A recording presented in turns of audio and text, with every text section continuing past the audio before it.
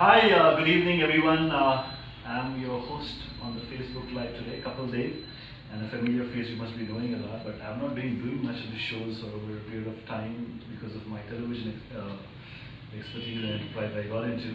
But today I felt sincerely that there's a need of the hour to do a Facebook Live or the streaming live in wake of the elections that are happening in the state of Telangana and the wake of election happening in the states of Rajasthan and Chhattisgarh and Madhya Pradesh. And with me today, enlightening you about the importance of voting rights and how a voter can build a nation is a senior advocate and International Human Rights Association of India's working chairman, Doctor and Advocate GAJULAPALLE GOPIKRISHNA. Welcome, sir, on the show. Had this thing about lawyers that they are like intellectual people, and they write, they frame the laws, they do a lot of constructive writing about how you function as a society. And now we start with the first thing about this international human rights. Yes. Just enlighten about what you do in that. Sir, actually, International Human Rights Association is an NGO, okay, which primarily focuses on the importance of the responsibilities of the citizen, as well the rights what he or she is framed up. And we take care of the promotional activities, the development activities, and of course we do educate. We volunteer the organization on behalf of the nation to see that wherever a citizen is deprived of his right and role, these issues are addressed by us in such a way that we take care of the citizen to undergo, to educate, and to see that he claims his right in the rightful manner. We're talking about the rights, yes, as a human, yes, human being and stuff. Yes. Does vote becomes a human right? Definitely, sir. Definitely, it is his right. How does it make him a right? Because citizen is a status of the country, and definitely a citizen is expected to elect his own governance. Okay. In democracy, it is expected to, and then the citizen is the one who frames his own governance by way of an vote. So he should be educated, intellectual, and of course he should know the consequences of his governance. The know-how. Yes.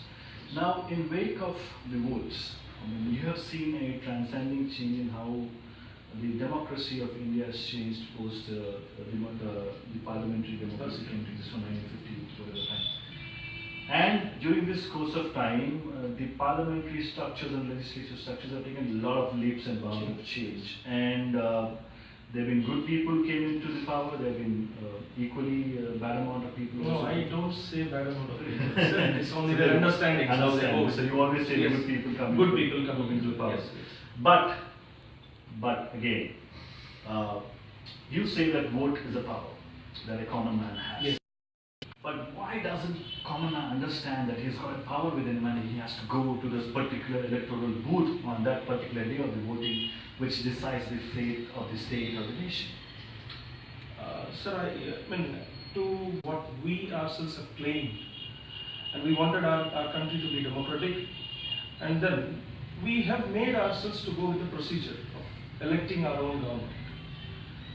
And obviously, I mean, a human being here or the resident of the nation is expected or is to be educated or is to be known that his governance is in his hands, and definitely there is an embarked period of time wherein elections are the deciding factors. And then definitely, yes, the citizen is expected to observe the changes, what he is able to experience by virtue of the governance what he has elected or she has elected. But in 125 crore population, 1.25 billion people, how many of you, the common man or the average citizens, knows about that the vote is a power to them and they exercise this kind of Yes, sir. power. At least there are Do you percentages. think the information is there with the common man? No, sir. I do accept with your questionnaire, but the thing is, at least the intellectual forums, the intellectuals, the people who are casting their votes, they must be in a position to see that when they are able to form or frame the governments, it is their duty during the period of the governance that, of course, let us talk about the other issues later, but let at least the citizens of the country be educated. So you properly. pertinently say that intellectuals of the society, could be professors, could be doctors, could be lawyers, Yes. could be practicing executives, Yes. whoever they are, Yes. who are in the working class, Yes. or the executive class, or little educated class who done it, should make other people aware about transcendent information about Definitely, sir. Definitely. So you think that as a common intellectual, Yes. a well-educated Yes. person, Yes. you should give this information to the Obviously, common sir, man? because this is all what we are experiencing with our knowledge and education, of course, with our experience, and then the provisions what we are enjoying today is that the same thing which is expected even by a common man. A common man, in fact, who doesn't know even that the right of vote is his tool. But for his future, I understand there is a huge gap about the commonality and the intellectuality and the rich and the poor in our age. But do you think there are forces which play against people to not give this information right to them? who acts as the bridge between the system and then The beneficiary. the beneficiary. Okay. That's it, sir. There is a big mafia with Yes. No, it is. I don't call it as mafia, sir. I It is think only. it's It is only the uneducated. What I can say it is not a proper constructive bridge between the governments and the common man. How do you think that bridge can be made? Education, sir. Education. Yes.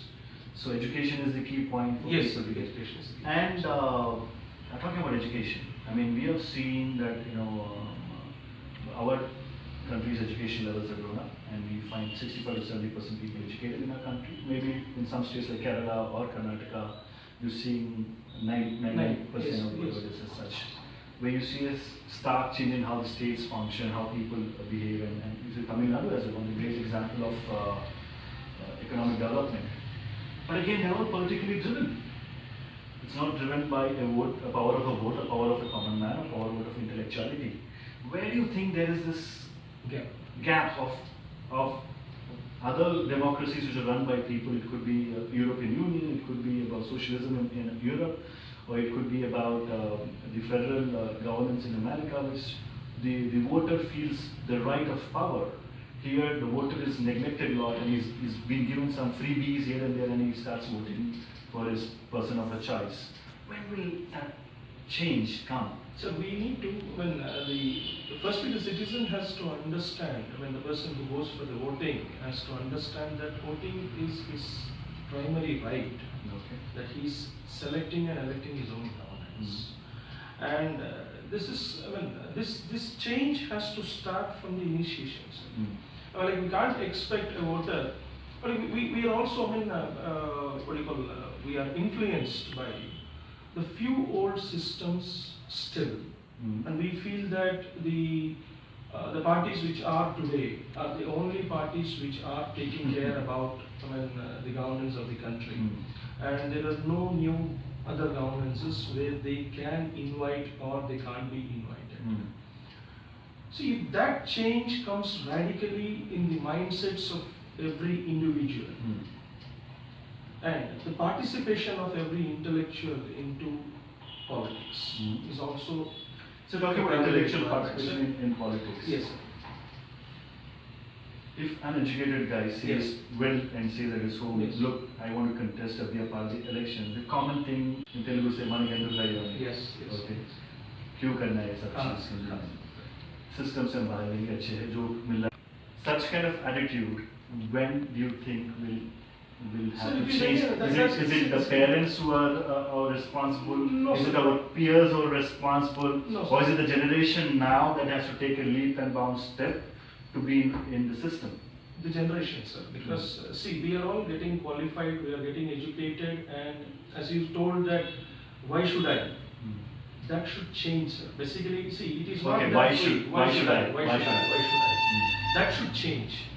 So it is our duty that when we are struggling in life, we are settling in life. What do you call settlement is all about? Settlement is not to earn for this day and settle down in life with why my parents or your parents did. No, it is not something like that. It can go something beyond, because you see, your education must also teach you that what else you can do with your education and what exactly is your participation towards society. And definitely, if that participation is understood by the individuals at the individual level, we can definitely expect change, and that should of course come from the qualified personalities. The family. The family. I remember some time back when I first wanted to vote, and I could be around 18 or 19, I didn't go and vote, actually, to be honest, to be cancelled. And I got an earful from my dad that day, saying that you're missing the power that you have. And somehow that pinched me, and I started reading a lot about this information about Constitution. It was a young age, I didn't know much about what Constitution was and what I was aware of. And believe me, from the next time, I have voted about 4 to 5 times now, and I've very sincerely gone and voted to the person of my choice. That is something which my father gave to me. Do you think families is responsible for pushing the students or the working professionals or the peers themselves to go? At least go vote. Don't waste. Don't waste your. Just vote. It could be anybody. Just go and vote. Would that bring some change? Definitely, sir. Definitely, sir. Because see, as today you expect that younger generations are able to spend a lot of time about the social media. The information what they share with each other, the experiences what they share with each other at the college level, school level, etc. And in the same way, they should also have that consciousness that, of course, governance is it is for them, and vote is their right. It's a birthright. It's a birthright. And definitely, and I also come across a number of situations in our organization.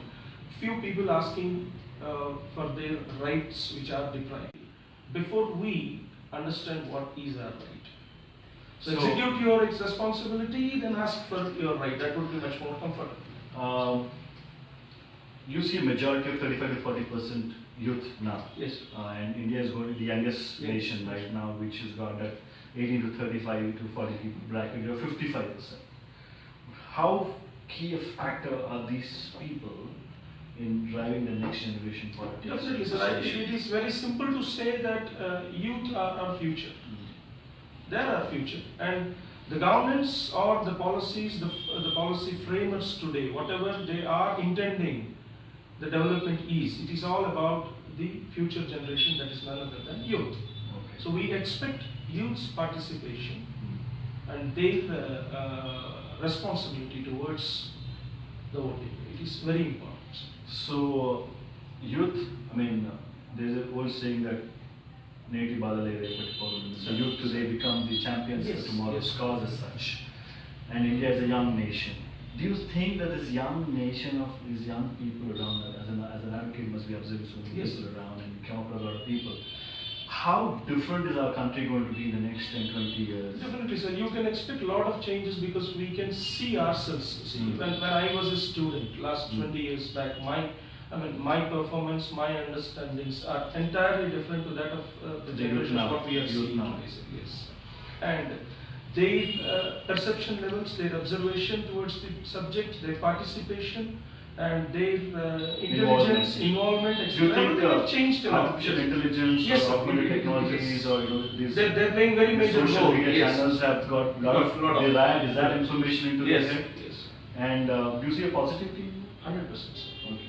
So do we expect that the young generation youth who are going to be part of the voters population now, which is going to be the 25 to 30% voter population right now, to bring that little bit of change that the system will? So we may not expect it immediately, but definitely we do get it, sir. We will get it. So, one final information to the youth and the nation today about the vote. What do you want to say something? Sir, vote is our right, It is for us, and it is to guard our own future. So kindly cast your vote. It could be anybody. It could be anybody. Just vote. Just Or you could just contest yourself. No. So with this one, International Human Rights Association working chairman, GAJULAPALLE, we have had to have a voting rights discussion and nation building. We say goodbye and we'll come back with next time with a wonderful talk again. Thank you. Thank you.